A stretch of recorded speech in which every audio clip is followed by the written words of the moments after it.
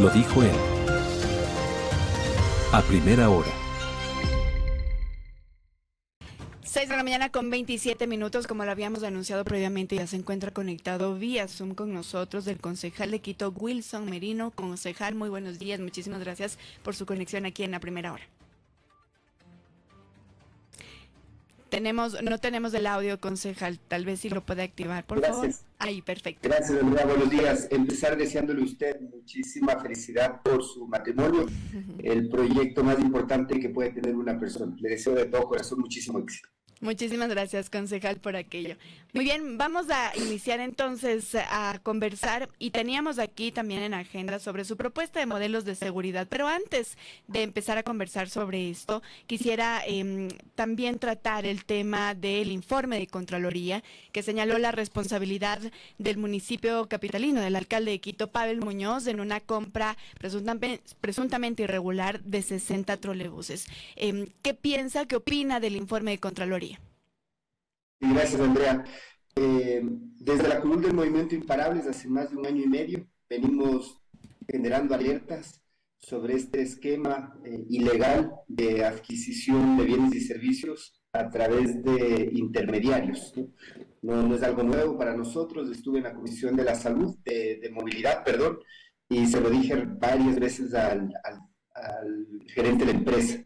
Documentalmente también le acerqué las alertas en su momento al alcalde Muñoz y a todos quienes están en el eje de movilidad, porque no es un tema aislado.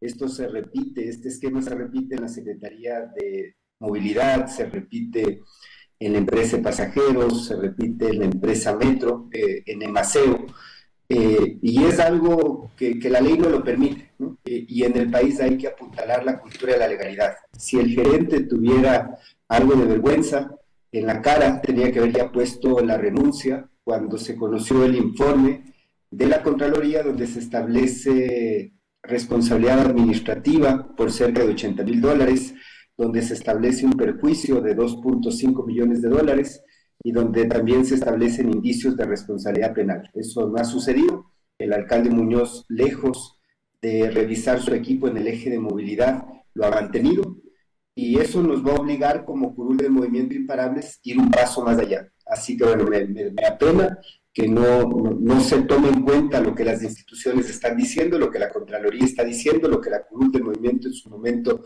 alertó, y que mantengamos el mismo esquema y que pareciera como que si aquí no pasa nada. Hace algunos días nosotros conversamos con el director de la empresa de pasajeros y él nos decía que lo que no se está viendo es el artículo 3 de la Ley Orgánica del Sistema Nacional de Contratación Pública, que permite, él defendía su postura entonces diciendo que se permite realizar este tipo de cooperación internacional, y el artículo 3, él nos mencionaba, lo señala. ¿Qué decir sobre aquello? Creo que hay falta de comprensión por parte del gerente de lo que dice el artículo 3. El artículo 3 hace referencia a organizaciones de financiamiento, ¿no? Y eso tiene sentido. Si es que el financiamiento viene por un tercero, ¿no?, como en el caso del Metro de Quito, y que supere además el 51%, es claro que ellos puedan poner las condiciones de cómo se compra, ¿no? Pero en el caso de que el financiamiento venga de Quito, de los quiteños y quiteñas, como es en el caso de los trolebuses, no hay ninguna forma de eludir la Ley Orgánica del Sistema Nacional de Contratación Pública, ¿no? Están intentando, bajo el manto protector de alguna agencia de cooperación, ¿no?, justificar lo injustificable, ¿no? Y me parece gravísimo que no se escucha a la Contraloría, ¿no?, y que se intente construir un relato que, lejos de aportar evidencia técnica, intenta victimizarse, ¿no? Yo vuelvo y repito, si el gerente tuviera algo de vergüenza en la cara, tenía que haber ya puesto la renuncia. Creo que el alcalde tuvo que haber pedido la renuncia a quienes están en el eje de movilidad, no ha sucedido, y esto evidentemente obligará a que el movimiento de la curul Imparables vaya un paso más allá. ¿Cuál es ese paso más allá? Nosotros estamos evaluando poner acciones ya en fiscalía, en función de lo que establece la Contraloría General del Estado. Esa evaluación, ¿cuánto tiempo cree usted que tomará, concejal? Nosotros ahora mismo estamos esperando que haya una respuesta efectiva con los quiteños y quiteñas por parte del alcalde Muñoz, del gerente de la empresa de pasajeros, ¿no? Que haya rectificación, ¿no? Que haya un reconocimiento sobre algo que está mal. No se puede eludir la ley orgánica del Sistema Nacional de Contratación Pública y hacer como que si aquí no pasa nada, ¿no? El informe de Contraloría es contundente, evidentemente el alcalde podrá acercar también información, ¿no? Pero ya hay un hecho concreto, ya no es una denuncia, una alerta de un grupo de 5 concejales. Esto ya tiene una implicación concreta, un informe por parte de Contraloría. Y eso evidentemente implica que haya un resultado, ¿no? Ahora mismo nosotros estamos exigiendo a la Asamblea Nacional una acción política contra el escándalo que ha sucedido con el presidente, ¿no? Con el señor Godoy, ¿no? El Consejo Metropolitano no puede taparse los ojos y los oídos frente a un informe contundente de la Contraloría, ¿no? No puede ser que el Consejo Metropolitano no vaya hacia adelante con sus procesos de fiscalización, ¿no? Hasta la fecha, el alcalde Muñoz no pone este tema en conocimiento del Consejo Metropolitano. ¿Cuáles serían las acciones para usted que demostrarían una rectificación? Me parece que en el ámbito político un cambio de la persona que esté al frente, ¿no? Me parece que eso es lo mínimo que se esperaría. Y lo segundo es buscar gente más técnica que de alguna manera pueda sacar adelante a la ciudad sin eludir los procesos de contratación pública. Andrea, por ejemplo, en el caso de la cooperación, ¿qué hubiese esperado yo? ¿No? Que se busque a través de consultorías, no a través de alusión de la Ley Orgánica del Sistema Nacional de Contratación Pública, el apoyo probablemente de la misma UNOPS para fortalecer las áreas de compras públicas de las diferentes entidades municipales, ¿no? Que son muy débiles y que se caen los procesos de compra pública, ¿no? Tomando en cuenta además que tenemos una burocracia robusta, que es la que se encarga de comprar, ¿no? Pagando de los quiteños y quiteñas, ¿no? Yo creo que ese es el camino, ¿no? Cómo pensar que la compra pública es dinámica y que se necesita capacitar al personal, fortalecer las capacidades institucionales, ¿no? Me parece que eso de alguna manera daría un mensaje de hay un aprendizaje frente a lo que se hizo, ¿no? Reconocemos el informe de la Contraloría y tomamos acciones. Pero ahora mismo que el Consejo Metropolitano no quiera conocer el informe, ¿no? Que el gerente de la empresa, lejos de desmentir el informe con evidencia, diga que esto es un tema de persecución al alcalde porque ha planteado su reelección, me parece que es bastante descabellado. ¿No cree usted que es persecución política, concejal? Pero para nada, Andrea, yo lo anuncié hace más de un año y medio de frente y mirándole a los ojos al gerente de la empresa de pasajeros, y él lo recordará en varias sesiones de la Comisión de Movilidad. Yo le dije, gerente, esto no es posible, esto no es legal. La única forma, lo único que se puede adquirir a través de un gestor de compra en función de lo que establece la Ley Orgánica del Sistema Nacional de Contratación Pública son temas relacionados con el sector sanitario, medicamentos y bienes estratégicos aprobados previamente por la autoridad sanitaria. Lejos de eso, no hay cómo. ¿Qué podía haber hecho el alcalde Muñoz en su momento? ¿Qué puede hacer el alcalde Muñoz? Pedir una reforma legal impulsada por su bloque en la Asamblea de la ley, pero mientras la ley se mantenga como está, no hay cómo utilizar este esquema.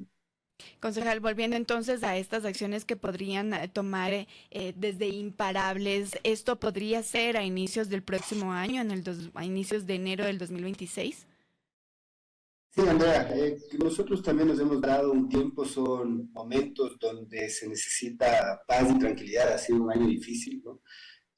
Quienes tenemos apego por temas religiosos, es un momento importante en nuestras vidas, así que bueno, nos vamos a darnos estos días, esperando que haya también la rectificación del caso, y nosotros evaluaremos ya el iniciar acciones en el ámbito en el que nos corresponde, ¿no? Insistir en la fiscalización política y en función de la evidencia, tomando en cuenta de que fuimos nosotros quienes iniciamos este proceso, poder entregar información a otras entidades de control. ¿Estas acciones entonces serían en contra de quién específicamente? Todo eso tendremos que evaluar, Andrea. Hay, según el informe de Contraloría, varios errores, ¿no? Se dice que el memorándum de entendimiento que firmó el municipio de Quito con el PNUD, que lo firmó el alcalde, se lo hizo sin tener... con un OPS. Sin tener ningún informe de pertinencia, ¿no? Entonces eso también cuestiona de alguna manera la Contraloría, que le están dejando solo al alcalde para firmar, sin asesoría jurídica sobre cuáles son esos informes de viabilidad de ese marco de entendimiento. Eso es lo primero. Ya luego se establecen responsabilidades más directas a la empresa de pasajeros, quien ya firma la adquisición de los 60 trolebuses, ¿no? Pero este tristemente es un esquema que se ha utilizado en otras entidades, ¿no? En Maceo, por ejemplo, para la adquisición de 6 camiones. Yo lo denuncié en alguna sesión del consejo y también apagaron mi micrófono, ¿no? Días después sacaron al gerente de la empresa porque las pruebas eran muy contundentes, ¿no? Y entiendo que esto también se repite en la EMOP y se repite también en la Secretaría de Movilidad, ¿no? Entonces hay todo un esquema y eso es algo que habrá que revisar, ¿no? Quisiera terminar esta presentación y sobre este tema diciendo que nosotros no hacemos ningún cuestionamiento al sistema de Naciones Unidas, tampoco hacemos un cuestionamiento al UNOPS, no es algo que nos competa. Yo soy concejal y mi rol es fiscalizar a las entidades de la corporación municipal y es allí donde paso todo nuestro esfuerzo. Ok, ahora sí, vamos entonces a conversar sobre esta propuesta que se ha planteado desde su despacho concejal sobre la seguridad ciudadana. ¿De qué trata? Sí, Andrea, la principal preocupación de los quiteños y quiteñas es la seguridad, ¿no? Todos los días vemos con muchísima preocupación robos, asaltos, sicariato, secuestros, muertes violentas, acoso, y no nos podemos acostumbrar nunca a este nivel de violencia e inseguridad que vivimos todos, ¿no? Esto, fuera de ya hacer un diagnóstico, implica unidad en el propósito, ¿no? Ojalá que este sea el tema en el cual podamos dejar a un lado nuestras posiciones políticas, nuestras diferencias y trabajar unidos para hacer algo. Nosotros hace más de un año hemos venido recorriéndonos del país, hablando con presidentes de comités de seguridad, expertos en seguridad, alcaldes, prefectos, concejales. Construimos un proyecto de ley vía iniciativa popular normativa, de abajo hacia arriba. Fuimos ya a la Asamblea Nacional, acercamos este proyecto a la Comisión de Seguridad, recogimos los aportes de los asambleístas, con esos aportes fuimos al CNE, nos entregaron ya los formularios y ahora mismo estamos en una gran minga por la seguridad ciudadana, recogiendo firmas para que el trámite cumpla con lo establecido en la ley, que es del 0,25% del padrón electoral, y que podamos llegar con esta iniciativa a la Asamblea Nacional. ¿Pero qué contiene esta iniciativa? Varias cosas, ¿no? Lo primero es que la seguridad ciudadana sea una política de Estado y que obligue el marco normativo a que el gobierno nacional con los gobiernos locales trabajen alrededor de una planificación, ¿no? Y eso me parece que es fundamental. Porque ¿pero eso no lo tiene ya la normativa, concejal? No, no lo tiene, ¿no? Ahora mismo el gobierno nacional elabora un plan y el municipio elabora su plan. Y como no están articulados, finalmente hay ineficiencias. Le voy a dar un ejemplo. Quito invirtió varios millones de dólares en repotenciar 100 y pico UPCs. La política del gobierno nacional ya no gira alrededor de UPCs, sino de cuarteles menores. Entonces, ¿qué sucede ahora?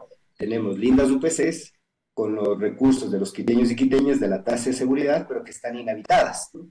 Entonces ahí se observan ineficiencias, ¿no? Nosotros, por ejemplo, en esta ley planteamos la posibilidad de que los agentes municipales, la policía municipal, pueda hacer uso de armas menos letales, ¿no? El diálogo entre el municipio o los municipios y el ministerio no avanza y eso hasta la fecha no se logra. Entonces una ley de alguna manera permite ir corrigiendo estas imprecisiones y esta falta de articulación y complicidad entre los diferentes niveles de gobierno. Otro de los temas de fondo es homologar los instrumentos que puedan contar los GATS. Hay GATS que tienen consejos de seguridad, hay GATS que tienen tasas de seguridad, hay GATS que tienen comités de seguridad, ¿no? Pero hay municipios más chiquitos que no tienen estas herramientas, ¿no? Entonces, una ley va a permitir que todos los municipios puedan homologar y tener herramientas para hacer frente a la situación difícil de inseguridad.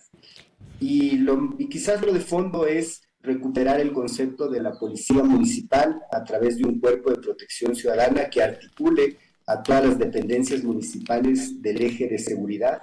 En el caso de Quito son 6 que trabajan de manera dispersa y que se puedan unificar a través de la prevención del delito, la cultura de paz, ¿no? Con polifuncionalidad, ¿no? Una policía municipal o un cuerpo de protección ciudadana mejor capacitada, más equipada, tecnológica, con depuraciones y controles horizontales y verticales, que nos permita tener presencia permanente en los barrios desde un enfoque preventivo. De acuerdo, concejal, nos queda clarísimo. Muchísimas gracias por esta conversación y por esta información. Gracias, Andrea. Si me permite, solo para cerrar, comunicar que el día de hoy, la fundación que fundé hace 20 años, que bueno, está manejada por un equipo de profesionales de lujo, desde las 7 de la mañana va a vacunar a los niños con enfermedades de alto costo, niños con cáncer, niños con enfermedades catastróficas y sus cuidadores primarios, desde las 7 de la mañana en las instalaciones, en la Escuela Granja, que queda en Avenida Simón Bolívar y Ruta Viva. Quería comentarlo, anclado a su comentario inicial, sobre la situación difícil que estamos atravesando y sobre la necesidad de cuidar siempre de los más vulnerables. Así vacuna contra la gripe. La vacuna de la influenza, sí, contra la gripe, la variante K, la influenza H3N2, es la vacuna. Así que bueno, invitamos a que corra la voz y desde las 7 de la mañana el día de hoy vacunando a los niños y a los cuidadores primarios. De acuerdo, muy bien. Muchísimas gracias nuevamente, concejal. Que tenga un buen día. Gracias a usted. Un buen día, Andrea. Bien, conversábamos con el concejal Wilson Merino, él es concejal de Quito, sobre esta propuesta de modelo de seguridad y también sobre su reacción sobre el informe de Contraloría. Primera plana. Todas las noticias, todas las voces.